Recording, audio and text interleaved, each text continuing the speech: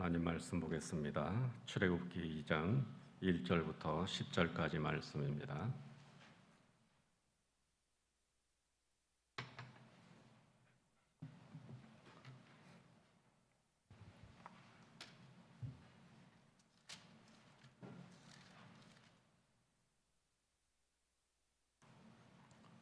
출애굽기 2장 1절부터 10절까지 말씀을 우리 한 절씩 교독하겠습니다.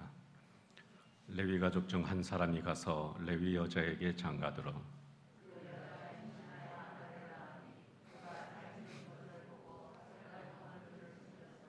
더 숨길 것이 없게 되매 그를 위하여 갈대 상자를 가져다가 역청과 나무진을 칠하고 아기를 거기 담아 나일 강가 갈대 사이에 두고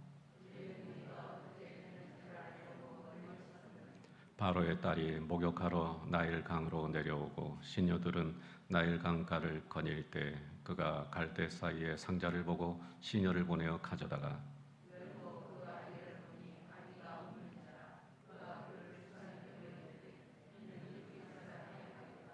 그의 누이가 바로의 딸에게 이르되 내가 가서 당신을 위하여 히브리 여인 중에서 유모를 불러다가 이 아기에게 젖을 먹이게 하리이까.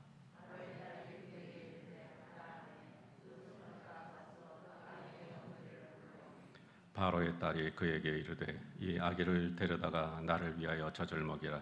내가 그 삭슬 주리라.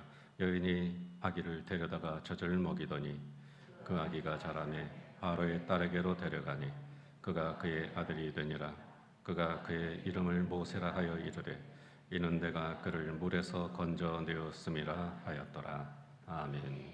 제가 얼마 전에 부모 학교라고 하는 책을 읽었습니다. 게리 토마스라고 하는 분이 쓴 책입니다. 게리 토마스는 미국 웨스턴 신학대학원 교수님인데 이분이 쓴 책들 가운데 우리말로 번역되어 출간된 책들이 좀 있습니다. 그 가운데 뿌리 깊은 영성은 흔들리지 않는다. 또 상 주시는 믿음이라고 하는 책이 유명합니다. 어쨌든 제가 부모학교라고 하는 책을 읽으면서 매우 공감했던 부분이 있어서 여러분들에게 소개를 해드리려고 합니다. 부모학교 284페이지에 보면 이런 내용이 있습니다. 읽어드리겠습니다. 부모들은 자녀를 마음을 다해 자상히 보살피는 중대한 영적 교훈도 배워야 하지만 동시에 그들이 자연스럽게 우리를 점점 떠나 독립적인 존재가 되도록 해주어야 한다. 우리의 양육은 통제에서 영향력으로 넘어가야 한다. 자, 여기서 중요한 내용이 뭔가 하면 통제에서 영향력으로라고 하는 이 말입니다. 통제에서 영향력으로. 대부분의 부모들은 자녀를 통제의 대상으로 생각을 합니다. 즉, 자녀들이 잘못된 길로 가지 않도록 바로잡아줘야 한다는 것입니다. 물론 자녀가 어릴 때는 통제해야 합니다. 그러나 자녀가 10살 정도만 되어도 통제가 먹히지 않는다는 사실을 우리는 잘 알고 있습니다.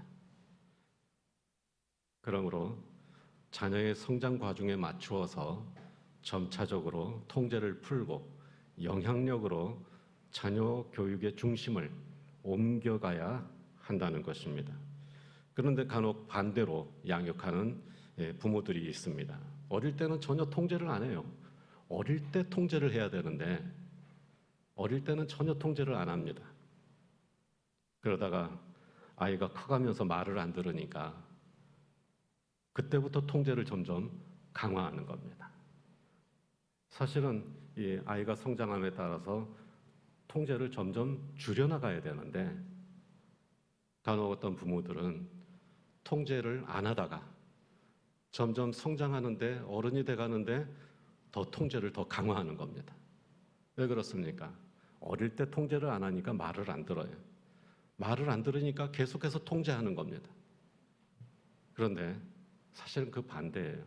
어릴 때 통제해서 말을 잘 듣게 하고 그리고 그 이후부터는 자기 생각으로 자기의 정체성이 확립이 되기 때문에 그때부터는 통제를 조금씩 줄여나가야 됩니다. 그런데 아이가 다 컸는데도 계속 통제를 하는 거예요. 그러면 부모하고 멀어집니다. 아이는 언제나 도망치려고 합니다. 어떻게 하면 부모에게서 벗어날까? 그런 생각을 하게 되는 겁니다. 우리 부모들이 자녀를 양육할 때 애완견을 기르는 사람에게서 배울 점이 딱 한 가지 있어요. 여기 당연천에 산책하러 가보면 애완견을 데리고 나오는 사람들이 제법 있어요. 애완견을 데리고 다닐 때에는 목줄을 채워서 다니죠. 네, 목줄을 채워서 다닙니다. 그런데 그 목줄이 아주 신기해요. 여러분 보셨습니까? 쭉쭉 늘어나요. 그런데 이 목줄이 늘어나는데 엄청나게 늘어납니다. 그냥 조금 늘어나는 게 아니라 이 애완견이 자기가 하고 싶은 거 웬만한 건 다 할 수 있을 정도로 늘어나는 거예요.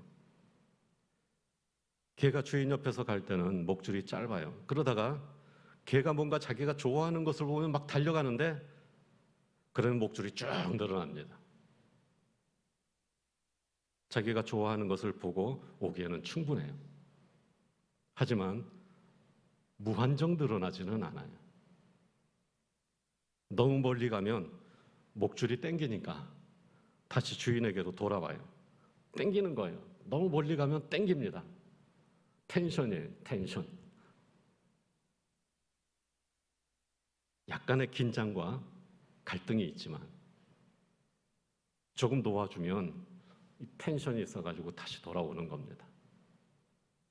이게 바로 영향력입니다. 이처럼 자녀를 양육할 때도 아주 어릴 때에는 당연히 통제가 필요하지만 성장하면서 점점 통제를 줄이고 영향력으로 양육을 해야 됩니다. 웬만한 것은 다 허용을 해주면서 그러면서 약간의 텐션을 주면서 긴장하면서 다시 돌아오게 하는 거예요.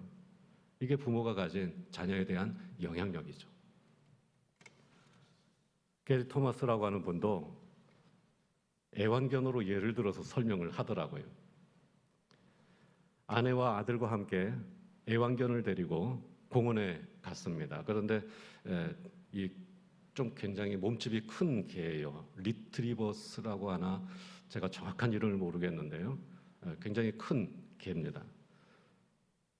공원에 갔는데 개가 갑자기 달려가는 바람에 그만 목줄을 놓쳤어요. 그런데 개가 위험한 도로를 향해서 막 달려가는 겁니다. 그래서 이분이 다급하게 개를 막 쫓아가면서 그 개를 잡으려고 하니까 개가 더 빨리 도망치는 거예요. 그 순간에 아내가 휘바람을 탁 불면서 개가 달려가는 반대 방향으로 돌아서서 걸어갔어요. 그러자 신기하게도 개가 아내가 가는 쪽으로 쏜살같이 달려오더라는 겁니다. 이게 영향력입니다. 달려가서 잡으려고 하면 더 빨리 도망을 가버려요. 그러나 나를 따라오게 만들면 내가 돌아서서 가기만 하면 따라오게 되는 거예요. 아이들이 성장할수록 영향력으로 양육을 해야 되는 겁니다. 그렇게 하지 않으면 도망치는 거예요. 더 빨리 쫓아가면 더 빨리 도망가는 거예요. 자녀 교육을 개에 비유해서 좀 이상하지만 통제와 영향력의 차이를 설명하기에는 이보다 더 적절한 비유가 없습니다. 그러면 왜 부모들이 자녀 교육에서만 유독 통제의 방법을 버리지 못하는가? 심지어 애완견도 통제를 어느 정도 풀어주면서 이 고무줄 같은 그 목줄을 가지고 쭉쭉 풀어서 자기가 그래도 웬만큼 하고 싶은 거는 할 수 있게 해주면서 애완견을 키우는데 왜 우리 자녀는 그렇게 못하는가?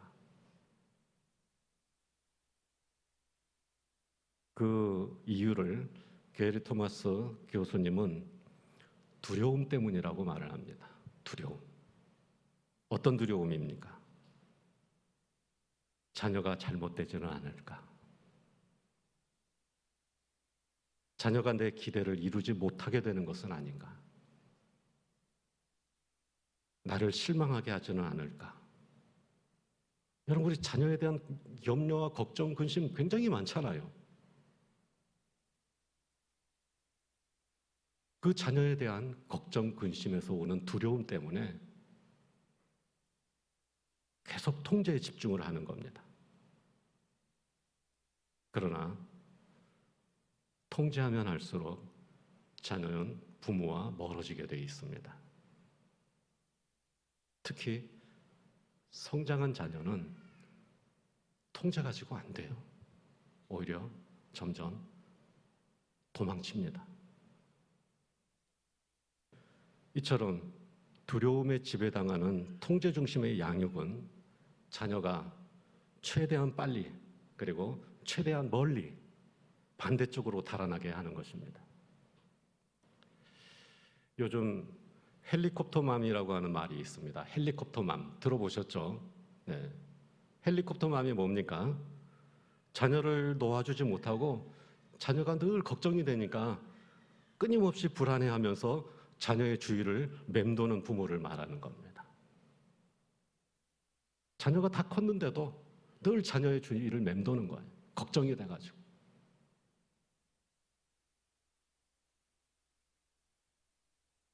그러면 왜 부모들은 이처럼 두려움에 지배당하는 통제 중심의 양육에 집착하는가? 그 이유는 이제 신학적인 내용으로 들어가는 겁니다. 자녀가 내 것이라고 하는 뿌리 깊은 본성 때문입니다. 자녀가 내 것이라고 하는 본성이에요. 자녀를 내 손 안에서, 그래서 자녀를 내 손 안에서 놓지 않으려고 하는 겁니다. 그러나 자녀는 내 것이 아닙니다. 내가 낳았지만, 그러나 근본적으로 자녀는 내 소유물이 아닙니다. 시편 127편 3절 말씀을 우리 함께 읽어보겠습니다. 보라, 자식들은 여호와의 기업이요 태의 열매는 그의 상급이로다. 아멘. 자녀는 하나님의 기업입니다. 하나님께서 맡겨주신 하나님의 유산이라는 것입니다. 그래서 그분이 주신 것이 내 것이 아닙니다. 나에게 맡겨주신 겁니다. 또한 자녀는 하나님께서 주신 상급입니다. 내 것이 아닙니다. 원래 하나님의 것입니다. 우리가 하나님의 기업인 것처럼, 우리가 하나님의 것인 것처럼 자녀도 하나님의 기업이고 자녀도 하나님의 것입니다. 당연히 자녀의 인생도 하나님 손 안에 있는 것입니다. 그러므로 우리는 자녀를 내 것으로 여기지 말고 하나님의 소유인 것을 인정해야 됩니다. 그분의 손에 돌려드려야 하는 겁니다. 맡아서 길러서 성장하면 점점 그분에게로 가도록 놔줘야 됩니다. 원래 이 사람이 아주 어릴 때는 부모에게 매달리게 돼 있어요. 부모에게 매달릴 때, 아주 어릴 때에는 부모가 통제하면서 잘 키워야 됩니다. 그러나 아이가 점점 성장해서 자기 스스로의 길을 걸어가기 시작하면 그때부터는 그 아이가 하나님께로 향해 가도록 놓아줘야 됩니다. 사무엘상 1장 27절에서 28절 말씀을 함께 읽어보겠습니다. 이 아이를 위하여 내가 기도하였더니 내가 구하여 기도한 바를 여호와께서 내게 허락하신지라. 그러므로 나도 그를 여호와께 드리되 그의 평생을 여호와께 드리나이다 하고 그가 거기서 여호와께 경배하니라. 아멘. 한나가 사무엘을 어떻게 얻었어요? 기도해서 얻었어요. 그래서 한나는 사무엘을 하나님께서 주셨다고 믿었어요. 그래서 한나는 사무엘을 나중에 어릴 때 잘 키워가지고 하나님께 돌려드렸어요. 왜 하나님께 돌려드릴 수 있었습니까? 하나님께서 주셨다고 믿기 때문이에요. 여러분은 여러분의 자녀를 누가 주셨는지 확실하게 알고 있습니까?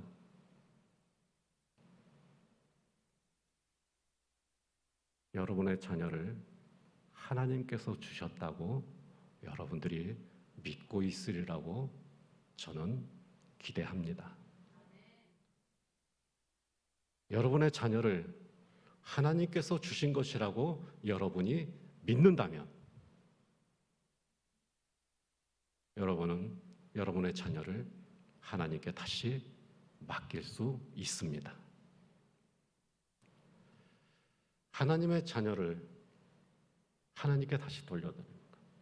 우리 자녀가 내 것이라고 생각하고 하나님께서 주신 것이라고 믿지 못하면 하나님께 맡길 수가 없습니다. 하나님께 맡기지 못하는 사람들은 그 깊은 마음속에 자녀들을 하나님께 맡기지 못하는 기독교인 부모의 깊은 마음속에는 그 자녀가 하나님께서 주신 자녀가 아니라 내가 낳은 자식이라고 생각하기 때문입니다.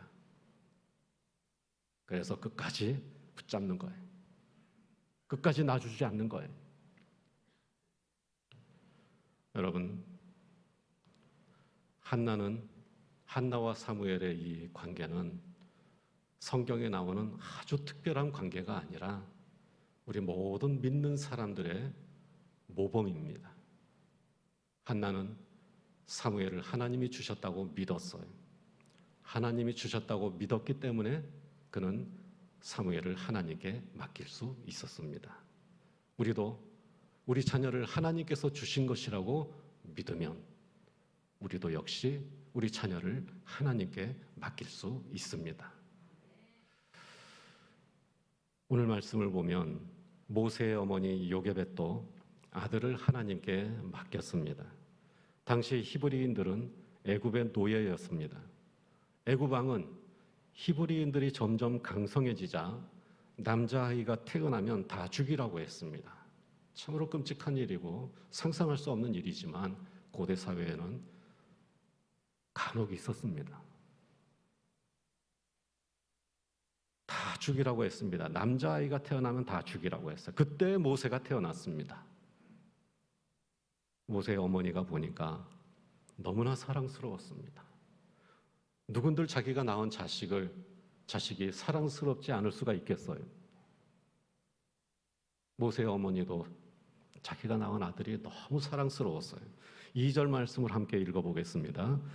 그 여자가 임신하여 아들을 낳으니 그가 잘생긴 것을 보고 석 달 동안 그를 숨겼으나 잘생겼습니다.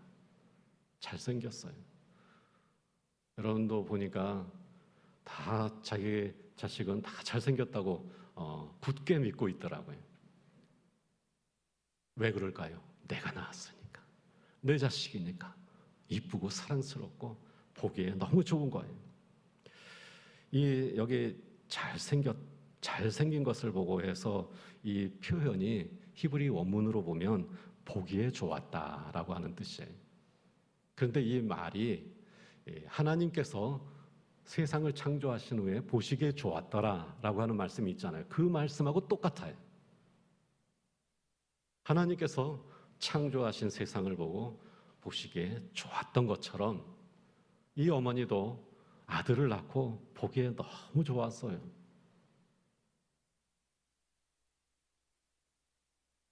내가 낳았으니 보기에 좋을 수밖에 본성입니다. 그래서 포기할 수가 없었습니다. 왕의 명령이었지만 아기를 내어줄 수 없었어요. 히브리서 11장에 보면 이 모세의 어머니가 믿음으로 이 아기를 석 달 동안 숨겨서 길렀다고 그렇게 말씀하고 있습니다. 믿음으로 석 달 동안 숨겨서 길렀어요. 그러나 더 이상 숨길 수가 없었습니다. 한계가 있어요. 사랑스럽고 또 사랑스러웠지만 더는 지켜줄 수가 없었습니다. 여러분, 우리 자녀들도 우리 힘으로 지키는 데는 한계가 있어요. 우리가 지켜주지 못하고 우리가 해결해주지 못하는 자기 자신의 인생의 문제를 스스로 헤쳐나가야 되는 겁니다. 할 수 없이 포기해야 했습니다. 3절 말씀을 함께 읽어보겠습니다. 더 숨길 수 없게 되매 그를 위하여 갈대 상자를 가져다가 역청과 나무진을 칠하고 아기를 거기 담아 나일 강가 갈대 사이에 두고 갈대 상자를 준비했습니다. 그 갈대 상자를 만들어서 이 아이를 강물에 띄어보낼 생각이에요. 그 갈대 상자를 만들 때 그 심정이 어떻겠습니까? 이 아이를 어떻게 될지 모르는 미래를 향해서 떠내려 보내는 거예요.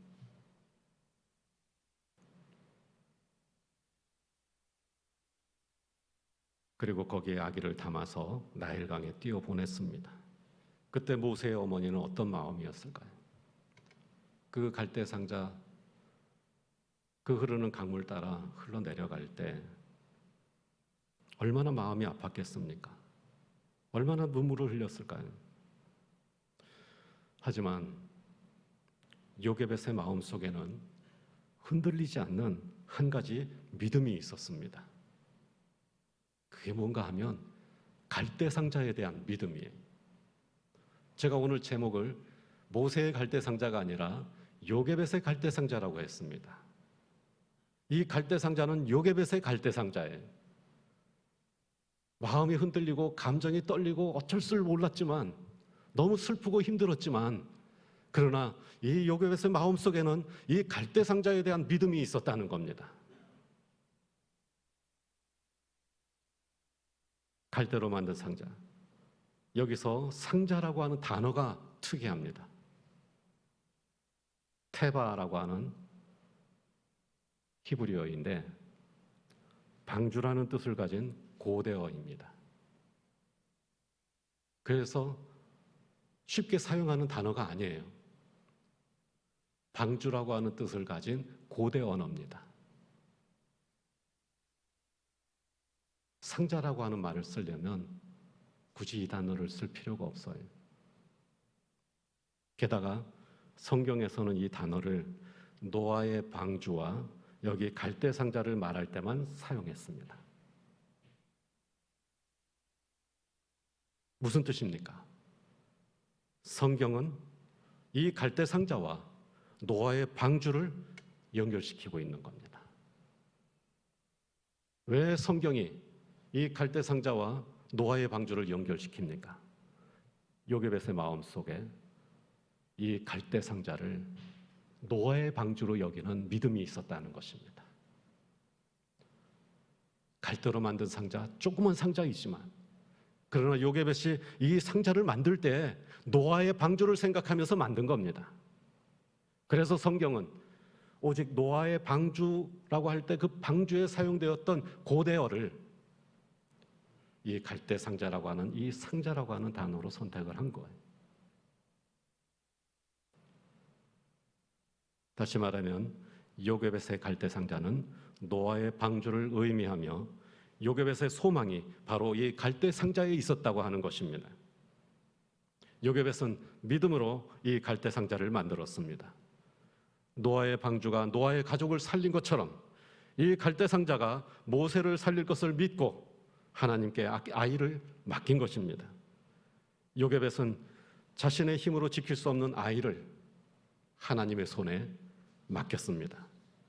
갈대 상자를 노아의 방주라고 믿고 하나님의 손에 맡긴 것입니다. 여러분, 자녀를 하나님 손에 맡기는 부모들이 되시기를 축원합니다. 언제까지 내 손 안에 두겠습니까? 언제까지 내가 통제할 수 있다고 생각하십니까? 자녀를 하나님 손에 맡기시기를 바랍니다. 그리고 기도하시기 바랍니다. 우리 자녀의 삶의 참 주인, 우리 자녀의 참 부모이신 하나님, 그 속에, 그 손에 우리 자녀의 삶을 맡깁니다. 우리 자녀의 삶의 참 주인이시고 우리 자녀를 이끄시는 주님, 우리 하나님 그 손에 우리 자녀의 삶을 드립니다. 여러분들 자녀를 위해서 기도하시기 바랍니다. 여기에서 영상을 하나 보셔야 되는데요. 제목이 요게벳의 노래라고 하는 영상입니다. 그런데 우리 실시간으로 지금 중계를 하고 있잖아요. 그래서 이게 저작권에 걸려가지고 노래도 못 틀고 영상도 못 틀어요. 중간에 그냥 일방적으로 차단이 돼버립니다. 그게 어떻게 할까? 그래서 제가 그냥 부르기로 했습니다. 제 집사람이 엄청나게 걱정하더라고요. 왜냐하면 이 노래가 조금 어려워요. 그래서 제가 충분히 소화할 수 있는 노래가 아닙니다. 그럼에도 불구하고 여러분 옛날 분들이 많이 그랬죠? 가사의 은혜 받으시기 바랍니다. 네, 자, 가사 자막으로 뜨는데요. 아시는 분들도 많이 계세요. 아시는 분들은 조용히 따라 부르시기 바랍니다.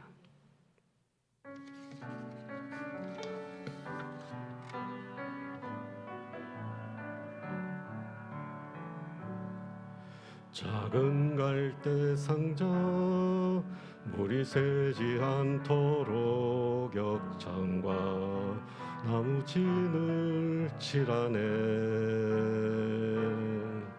어떤 마음이었을까 그녀의 두 눈엔 눈물이 흐르고 흘러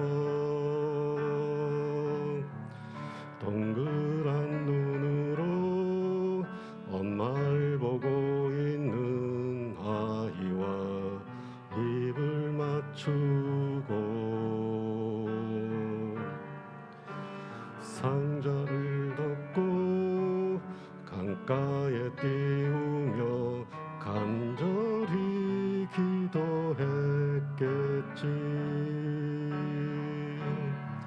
정처 없이 강물에 흔들흔들 흘러내려가는 그 상자를 보며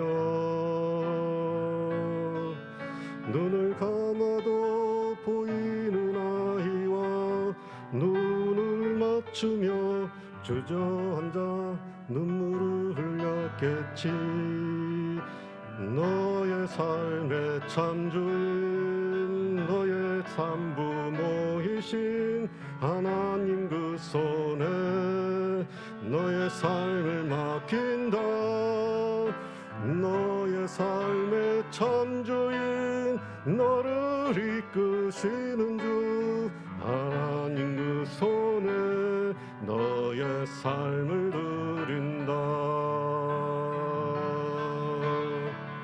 그가 널 구원하시리. 그가 널 이끄시리라. 그가 널 사용하시리. 그가 너를 인도하시리.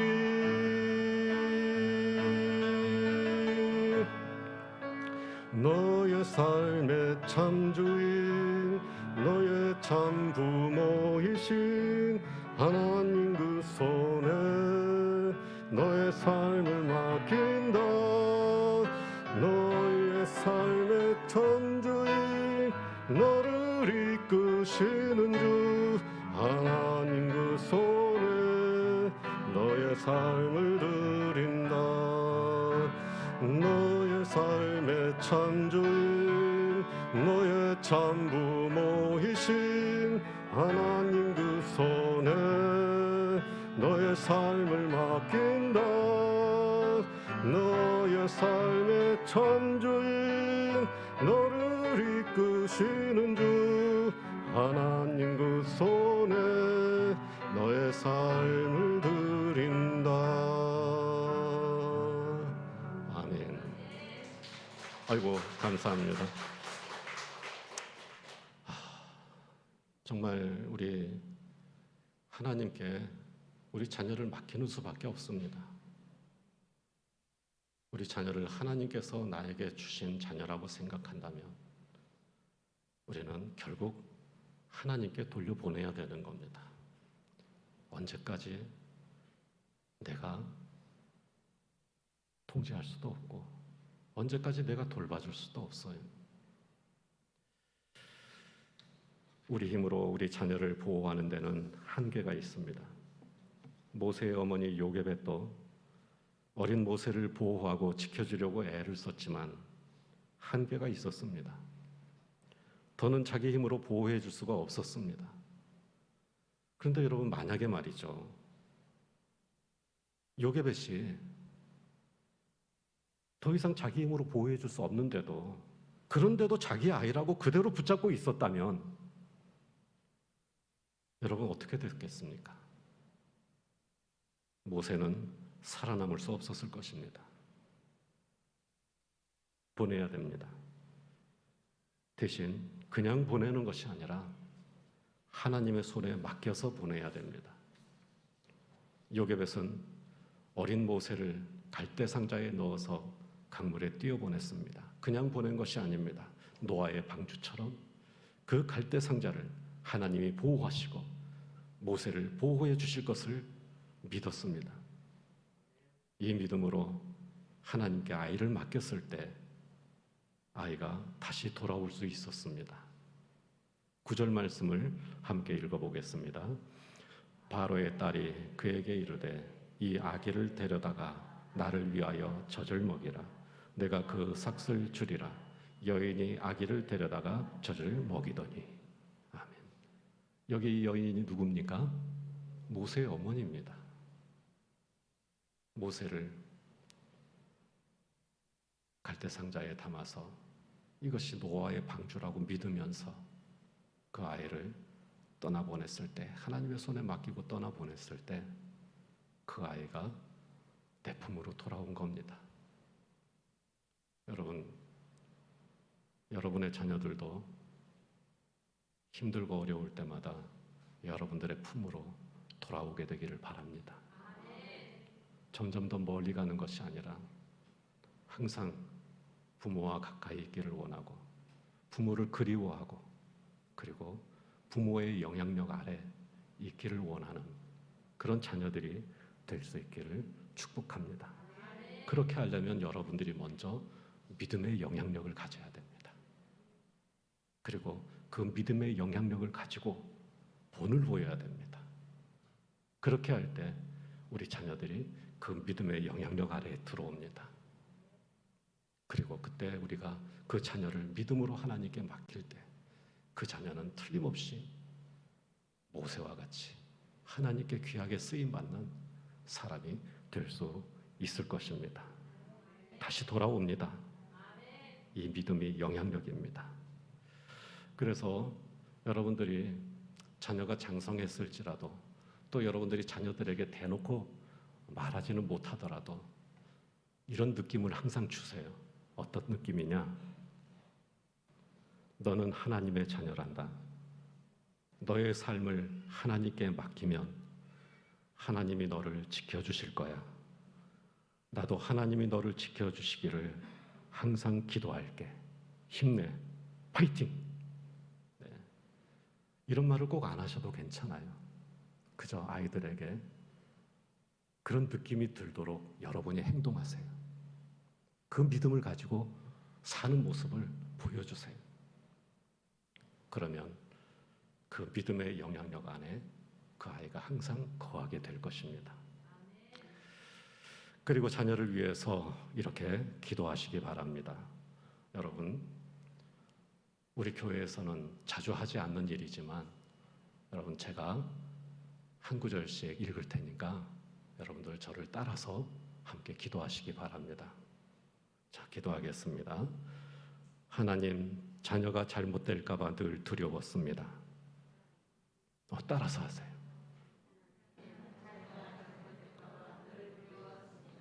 그래서 저의 손안에 두려고 했습니다.